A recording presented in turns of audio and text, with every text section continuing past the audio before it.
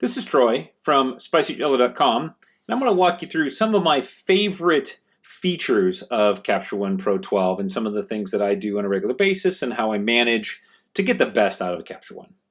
So first we're going to do is we're going to talk a little bit about how you would manage your styles. For me, that's a big workflow thing. It helps me organize the way that my workflow is most efficient. I can save preferences, I can save styles, I can save looks. And that's what we're going to talk about. But you can do more than that. Let me just show you how to do that. I have a document that I will add into the show notes for you so you can see that. I also have a quick video on how to do that on my YouTube channel on Spicy Jello, all one word. So for the Windows users, you have a different path. I'm on a Mac, so I'm going to show you on the Mac. So we're simply going to copy that path. And I'll move that window out of the way for you. And then go into your Finder. Now I've already gotten here, but I'm going to show you how you do that. So just go to Finder at the top, hit Glow, say go to Folder, paste that into this go to Folder dialog box, hit Go, and it'll bring you right here. And you can see at the bottom what the path is. It's your Macintosh hard drive, users, the name of your computer, library, application support, CaptureOne, and then styles. Now, within that CaptureOne folder, you notice there's Workspaces, styles, skin tones, maybe search presets, keyboard shortcuts, keywords. All of this default information is saved here for you. So I could, for example, and I already have it on my to-do list, is I could give you a keyword shortcut list or a keyboard shortcut list right here where it says TLM. I could give you that, you could load that, and then you'd have all my keyboard shortcuts. Same thing applies for Workspaces. You could just save that workspace, give it to somebody else, make it part of your assets, however you want to do that.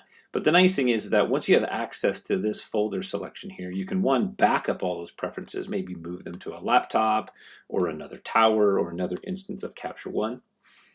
You can also, let's see where we're at here. Here we go, our styles. The nice thing about the styles is that this is where you can organize and rename the folders as they appear in CaptureOne. So if you see here in the upper right hand corner, it says 001 TLM favorites. You can see workbench, infrared, waves, and that is repeated right here in the Finder on the left. So I created those on my own, and that helps me keep things organized. And I like things to be in an alphanumeric order so that TLM favorites are first. And all you have to do is create a new folder in here. You can move and arrange these as you like, shut down and reboot CaptureOne, and the changes will show up in your user styles once you reboot. So for tip number 2, I'm going to show you how to save camera defaults for some specific tools. So for example, if you shoot with multiple types of cameras or different models of the camera, you know, they tend to have their own personality. And maybe sometimes when you bring in an image, you want that image to have more contrast, or you want it to have a specific curve every single time. So for example, if you look under the exposure tab, click on the 3 option dots right there. It says save as defaults for Nikon D7000. So what that means is every time a D7000 comes in, I can apply a particular set of presets or preferences. And these are actually called presets within CaptureOne as opposed to styles. If you're coming from Lightroom, there's a little bit of semantics there. So in Lightroom, presets can contain pretty much everything, single settings or multiple settings. In CaptureOne, styles contain multiple adjustments where presets contain single adjustments. So here we go. So if we look at even like high dynamic range, you can save a default for this one. So here's basically how it works. Let's say for some reason I want everything to be really green. Click on those options, hit save as defaults for D7000, hit apply. Now the neat thing is that if I reset this image, it will maintain that style, that preset, whatever that is. So we can do that again. I think these 2 images are probably from the same camera. So let's try that. Make that green. Yep, save for the D5. apply. That could mess up my entire workflow, but for you guys, it's quite all right. So when I reset this one, oh, there's been no adjustments. I would apply defaults. So when that image comes in new from the beginning, when it's first imported, it'll apply the defaults for that. Now, if you want to reset those, just come in here, say reset defaults for D5, apply, so that goes away. This one, the same thing. If I reset it, it's got the defaults in there. There you go, apply defaults. So this one, because it's on a D7000, it's still got that applied. So if I were to import new images with the D7000, it'll apply that curve. So I'm going to reset that. So the benefit is if you have an image or your shooting style, for example, let's say that you always like a little bit of extra saturation, maybe you like a little bit of contrast and a little bit of clarity. I shoot a lot of weddings and brides, that's white dresses. I tend to want a little extra recovery in the highlights. So I would go through and I would save all of these as a default for that particular camera I'm using at the time. So let's talk about luminosity masking, which is new for CaptureOne Pro 12, which is amazing. I love it. This is one of my favorite tools. So normally, if you want to create a luminosity mask, you would create a layer.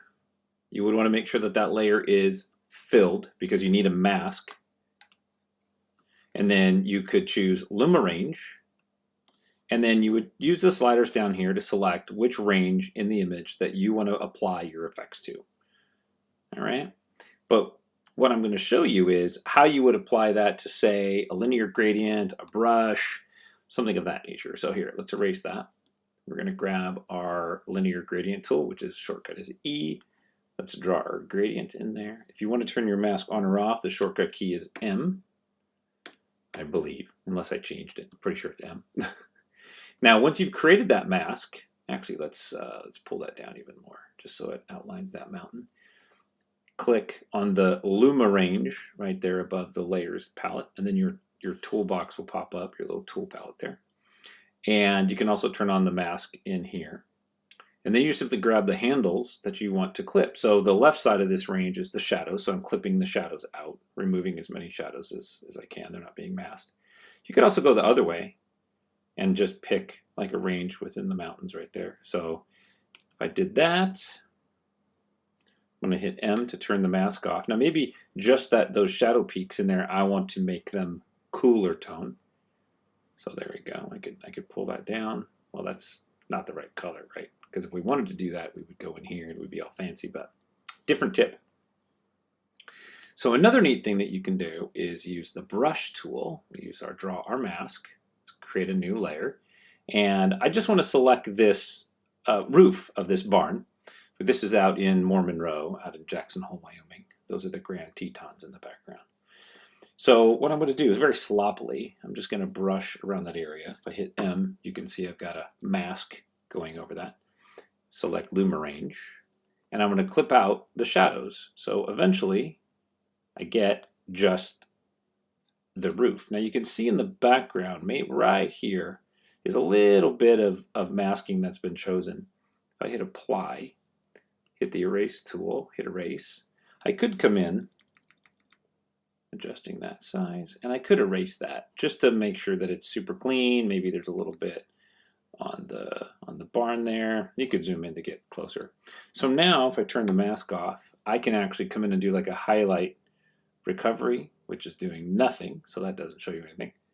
Let's turn that down. So I could do something like that. I could make the roof warmer, whatever I want to do. And I'm only masked on that particular area of the roof using a luminosity mask. Pretty much any, I shouldn't say any tool, but most of the tools that are available within CaptureOne, except I think a lot of the black and white settings, can be applied to a layer or a layer mask. So you could even increase contrast, you could increase sharpening, you could increase structure, clarity. There's a lot that you can do in there. So as you've no doubt gathered, these tips are in no particular order, so enjoy the randomness.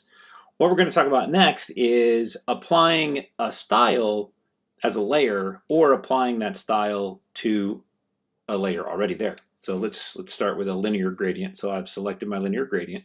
Now on your first layer adjustment, you don't have to create the layer, it does it for you automatically. So if I just draw, you can see my layer has been created for me. If we hit M, you can see the layer mask has been applied. I'm going to come over here to the starter style in the landscape styles, and I'm going to hit apply to selected layer. And some of the things don't always apply. That's fine. You can just ignore that. Hit apply partially. So now what's happened is that starter style has been applied in a gradient fashion just to the top half of the image. And you have your opacity slider up here if you want to reduce that effect. Another way to use a style is to apply it as a separate layer. Now, the neat thing about the layers is they stack on top of each other. So what we're going to do is we're going to pick, let's do Sky Boost. So I'm going to right click on Sky Boost, and then I'm going to say apply to a new layer. So there's the new layer. Now this layer is applying over the top of this one. So I can actually turn this one off and you can see how the top of the sky changes. Hopefully you can if the video compression is not too bad.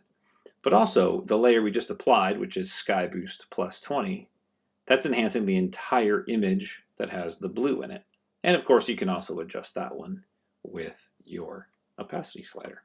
And anytime you're working with layers of any kind, at any point, you can always come in here and add or erase within that layer. So if I want to remove, I want to rasterize it. If I want to remove a piece of that, I can do that. If I wanted to add more to that, I can do that as well. I can draw the mask, I can add more mask and add more effect. So another use, and of course on top of this, you could choose a luma range as we demonstrated in the one before, and decide where you want to clip. So you want to just have an effect, maybe a gradient effect just in the clouds. All right, some more masking tips.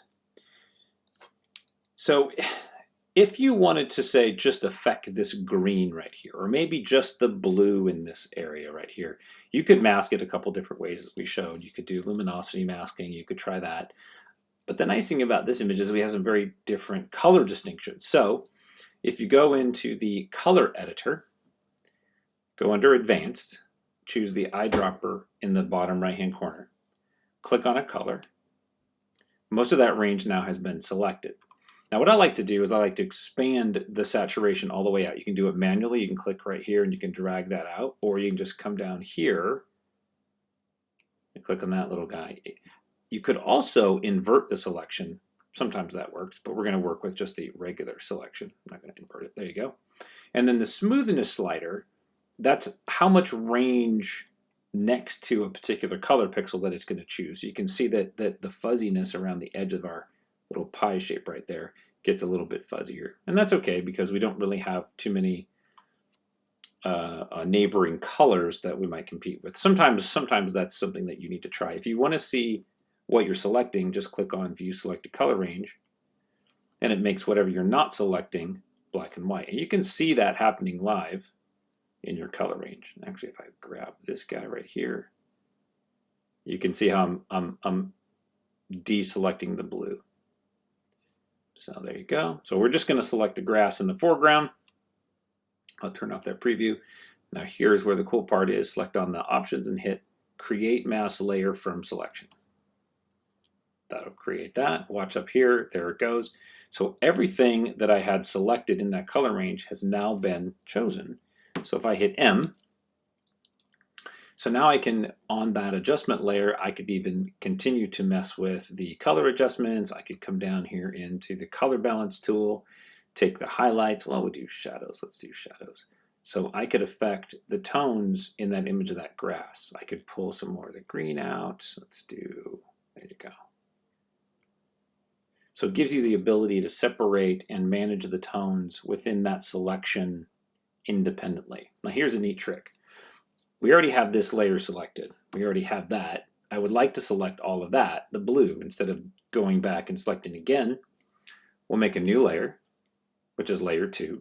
You can always layer these, name these. We'll just name that blue. You should probably do that. Sometimes I don't do that. I get lost and confused and I just play with it.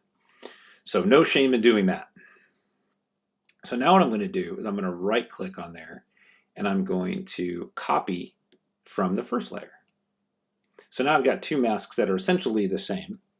Okay, right click and say invert mask. So now that mask is selecting there, this mask is selecting there. That gives me infinite control over those two. And on top of that, if you use the luminosity masking that we showed, brushing in and out, you have an enormous amount of control. So let's talk a little bit about saving your own styles. So if you have an image that you have tweaked nicely, so maybe we've got our exposure here and there, we got our contrast wherever we want it, we've come in, made some adjustments to our Luma curve. I am totally ruining this image. We'll bring the exposure back up, let's bring our saturation up, something like that. And then maybe if I want to come in here and I want to affect just the shadows, saturation, and I'm going to make the shadows, and let's make the shadows a little warmer. So maybe this is a look or a style that you want to apply over and over and over. So now you've applied that, you could save it right here. There we go. Save user preset. That's just for this tool. But if you do more, where we added exposure, we added contrast, maybe we added clarity, some shadow recovery. I'm sorry, I said highlight clarity. Now what you're going to want to do is you're going to want to save that. So you can come right over here to the styles and preset palette, and you could hit save user style. You could also, if you set up your toolbar at the top, if you right click up there, customize toolbar, this right here, this little pen that says styles, I drag that and leave that right there because I use that quite a bit. That gives you the option of accessing more options as well. So I'm going to hit save user style. Now when you save those, it's going to give you some options of what you can save in here. Some things I suggest you don't save, and that would be exposure. And maybe some color, maybe some like camera correction or perspective correction, things that wouldn't necessarily apply across the board, but maybe it's entirely up to you if you're going to be doing something the same. So if you shoot architecture a lot, maybe you're going to be adding the same exposures over and over and over and over. It's entirely up to you. So then what you're going to do is you're going to hit save. It's going to open up your dialog box, take you right to where we showed you earlier where the styles are. You could create a new folder at this point. Copy them in there. Let's see if we can make that work. I'm going to create a new folder, and we're going to call this test because that's what you always name a temporary image or a folder when you're doing a demo. And I'm going to name that test as well, and I'm going to hit save. So now, if I'm not embarrassed, there it is. It says test. There's my preset right there. Now you can't organize them in here. I showed that in the previous demo, but you can delete them if you decide I don't want this thing anymore, or you could go back into the actual folder structure and delete them there. If you want to update this, so for example, let's say I decided, you know what, I want this to be black and white, and you want to save that there. There is no option right now to right click and say update preset with current settings. That would be cool. Any CaptureOne engineers listening. What you can do is you can go into this save option again, save user style, save, and I'm just going to click right on top of that one, the exact same one, and hit save. It's going to replace it. So now that setting has been replaced with those settings. Have fun creating your own styles. Managing folders and images, the funnest part of our job, right? Well, CaptureOne has some neat ways of managing and accessing those files. So one of the ways that I like to import into CaptureOne is I just do a drag and drop. You could just click on this import arrow, navigate to wherever you want to go, and import that job. What I like to do is, because I organize everything at the Finder level, then I just simply drag and drop from there. So for example, and then here's also a quick tip. So if you're in CaptureOne and you want to find out where that folder actually lives on your hard drive, and the folder I'm going to import, I know just happens to live in this root folders under my sample images. So I'm going to go to Clarity. I'm going to right click and say Show in Finder. I'm sure it's similar to that in the Windows environment. So there we go. So that's actually where the files live, because in my case, because I use a standard catalog, they don't live in my CaptureOne. They live in my hard drive somewhere else completely different. So the way that I would import this job, right here, the C1-LR, which was a demo I did for how to migrate from Lightroom to CaptureOne, I would simply click and drag that folder and drop it right on the icon of CaptureOne. Since I went a little bit too slow, that didn't work. Let's do this again. There you go, drop it right on CaptureOne. Import dialog box pops open. I want to include subfolders. I don't need to import any adjustments or existing adjustments. Well, maybe existing adjustments if I've already edited these images. And hit import all. So if you're coming from Lightroom, you'll notice that there were no options to choose preview sizes or smart previews or anything like that. CaptureOne does all that stuff in the background while you're working nice and quiet. So there you go. There is that folder now. Now, one of the things that's interesting to keep in mind is, let's go back to, actually I've already got it right here. Let's say that at the Finder level, you come in and you change the name of that folder. Oh, I can't spell pudding. There you go. Now CaptureOne is going to say, I have no idea what you did with that folder, but I know what I did with it. So I'm going to right click. I'm going to say locate, and it's going to ask me where it is. So I'm going to go to workflow. Apparently I don't know where it is. Here's how we do this. Oh, it's Walter Spicy Jello Demo Images. Yeah, so we're going to go to Walter Spicy Jello Demo Images. It's a very long path, isn't it? And there they are, right there. And I'm going to say open. So the nice thing is, even all the edits and everything stay in the database that's CaptureOne. CaptureOne just lost sight of the images. Now, if you make a change within that folder, let's actually, let's take like this file right here, and let's drag and drop that into black and white. Now, CaptureOne doesn't know we moved that file. What it will know is that the file is missing here. So what we can do is, if the folder's been imported, black and white's been added to CaptureOne catalog, the C1-LR pudding's been added, all I have to do is right click and say synchronize. When I do that, it's going to look in that folder and go, hey, there's been one more image added here. I'm going to add that image to the collection now. If you go to the folder where I moved it out of, if I right click and say synchronize, it's going to tell me one has been removed, so it's going to remove it from the catalog. Now that's not the best way to operate. The best way to operate would be actually to do that within CaptureOne itself. So I can click and drag that file and drop it in there, and now it's moved. But just in case, if you do something at the Finder level, at the file level, now you know how to synchronize those. So you may have noticed that I've got some floating windows over here on the right, my styles and my library. Those are easily created. Just go up to the Windows tab, create floating tool, and pick whatever option that you want to have. So let me do like color balance. So one way that you could use this tool is if you have you want to work full screen and you want those tools to be floating around, you can do that. But for the sake of this, I'll just show you another quick little sample here. Move that guy up there. So it's like this tool. These can be kind of small to work with, the shadows, the midtones, and the highlights. I like to see them big like that. So what I can do is create 3 floating windows of the same thing. So I'm going to do another color balance. There it is. And we'll do another color balance. So what we'll do is we'll snap all these together. There you go. You get a little orange color right there when they snap.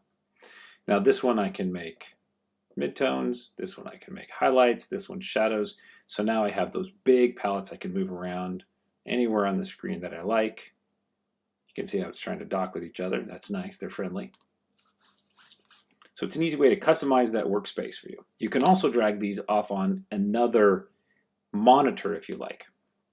The problem that I've found with these, just a nit, is when you reduce CaptureOne, the palettes stay. That can be very frustrating when you're trying to work on something else in the background. So it'd be nice if those did disappear with CaptureOne, but for the moment, they don't. So let's talk a little bit about how we organize our images again. So one of the nice things that Lightroom has, as does CaptureOne, are smart albums, where they sort images based on your collection and based on preferences that you set. So like maybe red tagged images with 4 stars or 5 stars. And the way that you do that, so I'm just going to create a floating palette for you right here, and we're going to do library. There we go. Make that a little bit bigger. So in the library, you have user collections. Now I don't have any created in here, so I'll create a brand new one. I don't want you docking there. There we go. So user collections, we'll hit the plus sign. Now I'm not going to talk about projects and groups, just albums for right now. So a regular album, you can just drag and drop images into those. And I'll just create one of those, and we'll call that fish. And you can see that it's created right here, fish. So if I wanted to, I could grab an image like so, drag it and drop it into fish. It will stay there. Now it didn't actually move the image. What it did was it just made a reference to the image. If I want to know where that image lives, I could right click and I could say show in library or show in finder. So library is going to show me in my workflow folder structure over there where that lives. Just happens to be under infrared. Watch me work folder. So, but let's go ahead and do a smart album. So what we're going to do is go back to the user collections. I'm going to hit plus, hit smart album. All right, we're going to name this one. Let's just name this one Panda, because why not? Why not pick a creative name? And then you're going to set your search criteria. So in this case, you can see there's a lot of search criteria. It uses a lot of metadata. So you can get very sophisticated in these searches. Even figuring out what camera lens you shoot with most is cool. But we're going to do color tag because that's very common. And I want to see red color tags. My library's in the way. Say OK. So now what I'm going to have right here under collection, I have Panda.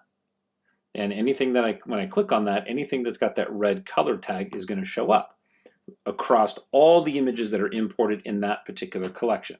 And that's one of the reasons of using a collection versus a session or another way, which if you know what those are, that'll make sense to you. I'm not going to go into sessions right now.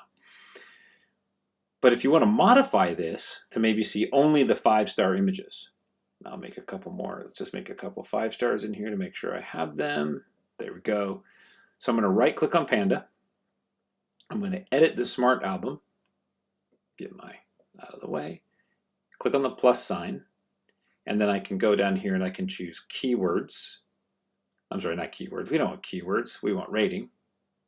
And I'm going to say 5 stars. 5 stars. There we go. And say OK.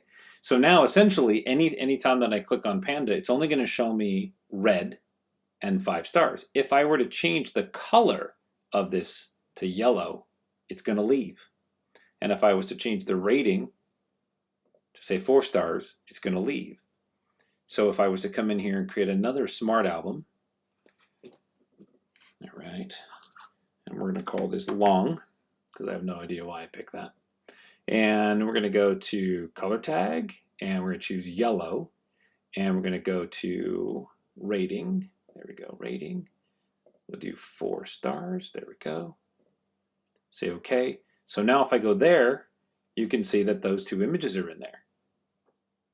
I go back to Panda. There we go.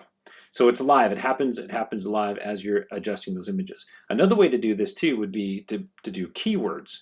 So for example, if I want to set a keyword, and we'll call this portfolio, and I'll go down here to keywords, and I only want the word portfolio, so it has to contain that, or doesn't contain, or equals. We'll just do equals so it doesn't use other words. So if you had portfolio and you had concert and you had Hawaii, if it was contained, it would pick all of those. But maybe that's what you want, but I'm just going to go with equals, so it's only portfolio. So now if I go in here, I got keywords set over here. So there's already some keywords in there, as you can see, but I'm going to call this one portfolio. There we go. So now, if I go to Portfolio, there's the images that contain the words portfolio. So you can use that to sort images as you're editing. You may find an image that you're like, ooh, that one's one of my keepers, or that's going to go to image competition, or this is for this magazine, or this is for whatever. Whatever you can think of, it's there to be creative with you.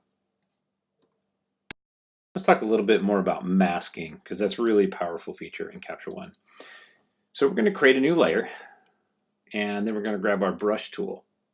Now, in the brush tool, if you right-click on the image, if you right-click, you get this brush options. So size, hardness, which is basically how it feathers on the edge, opacity, which is how the maximum density that'll lay down. So for example, if I turn this, we'll turn the flow all the way up and the opacity all the way down. That's as heavy as it'll make it in that pass. If I can keep layering it over the top of it, and it keeps layering the density. Or what you can do, which I like to do, is I turn the opacity all the way up and I turn the flow down.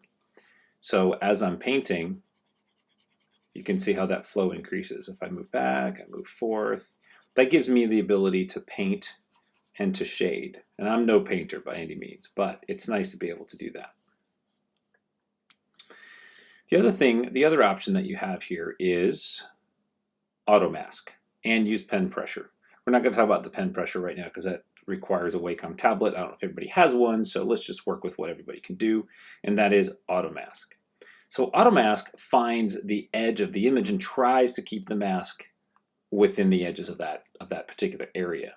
So for example, if I want to select just this piece of this little pylon right here, I might turn this down a little bit smaller, and I'm going to come in here and brush. Now notice how the auto mask is doing a pretty good job of grabbing that edge. I can come over here, try to grab this. Now notice I'm overlapping what would be the soft part of that brush. So now once you've done some masking, there we go, get a little bit more. And I'll do a little bit more over here and just make a little bit of a mess so you can kind of see what it does. If you right click on that layer and do Refine Mask, you have this slider to give you an option. Now what it's going to try to do is define those edges better and smooth out some of the masking itself. Uses math I don't understand. It's cool. Play with it. So for example, if I turn this up, you can see how this particular mask right here has refined itself quite a bit better. The mask in the lower right hand corner has refined itself to that edge a whole lot better. But the mask that I over painted really didn't do a whole lot. So I can say apply, I can turn my masks off, and that gives me the option of coming in here, adjusting the shadows, doing little things like that. So custom tabs and saving your workspace. These can be some really great workflow helpers to get the most out of CaptureOne Pro. So if you've got CaptureOne Pro open on the right hand side or left hand side, depending on where your palette is, you'll see these tabs across the top. Now you can reorganize these, which is really great. On the Mac, you can hold down the command, and I'm assuming on Windows maybe the control, click, and you can drag them around and you can reorder them. So, there we go. I don't want you there. I want you there. Perfect. So my order, for example, would be keywords, stars, ratings. I put those on a separate tab. I find that if the keywords and the ratings and things are on the same palette as is the library, I feel like it runs slower. I don't know if that's actually true, but... And then I have my styles and presets, unless it's over here on a separate window. I've got my folders, unless it's over here on a separate window or the library. This is the tool that I use the most, which is the adjustment palette. And then of course there is the color palette. It's got my colors and my color editor, my balance, white balance, black and white. So what you can also do is you can create a custom one as well. So if you right click and say add tool tab, you can add one of the predefined tool tabs, or you create a custom one. And we will just call this, I can't spell, sponge. And there you go. So now you can take that, you can move that guy around, and then what you do is right click in here, add tool. So maybe this one I want to add layers, right click, add another tool. Maybe I want to add, I don't know, rotate and flip, whatever. It can be whatever you want to be. And then once you've created that tool tab and that layout the way you want, go under Window, Workspace, and save Workspace. Now the nice thing is that you could create multiple workspaces depending on what you do. So maybe you have a calling workspace, you have an editing workspace, maybe you have a presentation workspace, or a black and white or an infrared workspace, because sometimes there's just a certain set of tools you need specifically. Color grading workspace would be a great one if you're going to really be messing with color. So what you would do is hit Save Workspace. You would name it. I'm going to call it Test because I'm not that creative. And I'm going to hit Save. Now the neat thing is that that workspace is now saved. Remember the path I showed in the very beginning. There we go, CaptureOne, because I saved mine over here. Workspace, there it is right there. So you can back those up as well. So now, oh look, I still have my floating tab. We'll close that. Remove that tool. So now I have saved that workspace, but I have a different workspace that I use all the time, and it's called Editing. See how it removed that tool tab, put my styles and presets over here. What you can't see is off screen, it put my library. That little guy is on my other screen. So you can create custom workspaces, move those tabs around. You can even reorganize the existing ones just by clicking and dragging that particular section up or down. In this tip, we're going to talk about black and whites. So there's a couple ways you can do a black and white. You can simply go into your adjustment tab, go to your exposure settings, and there's a desaturate option in there. And that can work fine for a lot of images. Then you can adjust contrast and brightness, and you can even come down and do curves, whatever you want to do. One of the ways that I prefer to do it is because I not only want to convert this to a monochromatic image and black and white, but I want to have control over the blue, over the warm tones, over the green. And the way that you can do that in CaptureOne is you will go to the black and white tab that's already predefined by that little split tone square up there. Check the box that says black and white. Now what you could do, I mean, we know that the grass in this image is green. You could grab this slider and drag it up or down, and you can have some effect on that green. You could do the same thing with the blue slider, and for the most part that's pretty good. But I want to be more specific than that. So I'm going to select the color editor. I'm going to go to the Advanced tab, and I'm going to choose the eyedropper in the lower right hand corner, and then I'm going to click on the sky. Now notice, even though it's a black and white image, that it picked the blue area on the color wheel. And I'm going to increase the full saturation range. I'm going to make sure that the smoothness is nice so that I'm picking a nice smooth range. I don't get any clipping. And then I can adjust the lightness and darkness of that particular tonal range. Now you can also, let's see, we'll create that one. Then I can do another check. So notice like right down here, there's the blue selected. If I do another one and I grab the green, so I can sit here and I can make adjustments to how I think this image should appear based on my preference. I could also choose another one on the horse there. That's going to be a warmer tone. And that works actually really good on skin tones as well. There's a image of me walking up a road making a goofy face, so that'd be perfect. Always throw yourself in there. So if I pick like on my face, a warm tone, I can actually change the brightness and darkness of my complexion there. And you can see what it's also doing to the line in the road. So if you have people in your images, keep an eye on that. That's always really cool. All right, let's do a baker's dozen. Why not? So I recently had a question from a friend of mine during the recording of all this, and I thought, you know what, that's a good thing to cover. And that is, how does the crop tool work? How do we get back from the crop tool to our regular tools? It's not simple when you come from Lightroom. And how would you apply settings across multiple images and reset those images? So I'm going to show you how to do that. So the first thing that I like to do is, you can see at the top of the bar right here, I have this set of tools that I've arranged in that manner. If you right click up here at the top and do customize tools, you can pull all of those into whatever order or fashion you want.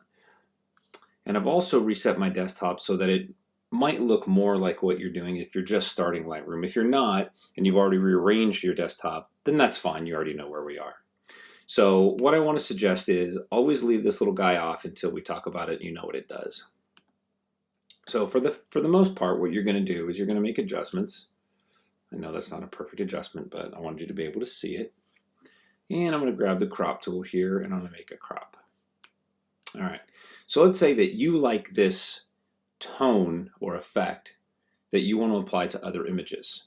So what you would do is you could do Shift and select the whole list of images. Oops, apparently I decided to move that. Hold down your Shift key, select all your images. Or if you used your Command or Control key, I think it is on Windows, you could select individual images as you prefer. Now you have two ways to do this. The first way is this double arrow, and what that does is it says, if I've highlighted this image, I want to copy and paste to all the other images I have selected. And it gives you a little option panel, which is really nice. I wish that would default bigger. So for example, in this one, I don't want the crop to carry across, but I'm okay with everything else. It'll include things like metadata, starring, whatever you want, or as little as you want. So I'll hit apply, and that applies to all those images, but it didn't apply the crop. Now that's the great thing. So I want to reset all these images so we can do another demo. So if I just simply hit the reset icon, which is this guy right here with the little arrow, you notice it only reset the first one. Now this is where you can turn on this little multi-image layer looking icon. What that's going to do is that's going to apply that reset to more than one image. It's going to apply to all the images we have selected. So now if I hit reset, it resets all those images. Okay? So let me show you another way of applying the same settings. Let me do another crop. Now I don't have any other images selected in this one, and that's fine. This up arrow, I'm going to select, that's a copy. And then I'm going to select another image. I'm going to select paste. So it's literally just a copy and paste. You could all do that. You could also do that with a Shift Command C or Shift Command V on the Mac. Probably Control Shift V and C on the PC. I'm guessing, sorry. Now the nice thing is if I were to select multiple images and I wanted to apply that paste, I could do that, but only if this multi-image select icon is on. So watch, if I deselect that and I hit reset, it only reset one. Turn that back on, hit reset again, it reset them all. If I turn this off and I apply my settings, it's only going to go to one. I can turn that back on, apply my settings, it applies to all. So that might be able to help you in just your normal workflow getting back and forth. The other thing was, and this was confusing for me in the very beginning, was when you apply a crop in Lightroom, you hit enter or done or accept, and then that crop returns back to your normal tool. In CaptureOne, none of the tools do that. You simply switch back to the tool that you want to be on. So in this case, if I select crop and I'm done cropping, I can just go back to the arrow key, the crop applies, and I can move on. One of the tricks or things that I do a lot is as I'm editing, I just simply jump to the next image and I leave that crop tool turned on, because then it's super easy for me to grab a tool, go to the next image, grab the crop tool, go to the next image, grab the crop tool, and just keep working. In Lightroom, I don't believe it lets you do that, or maybe it does now, but that's what happens in CaptureOne. So if you want to go back to your, let's say, your paintbrush or any of your other tools, your loop, you just simply have to go back to that one. And the shortcut key for the select tool or the regular tool is V. So I have that programmed on another set of palettes that I use.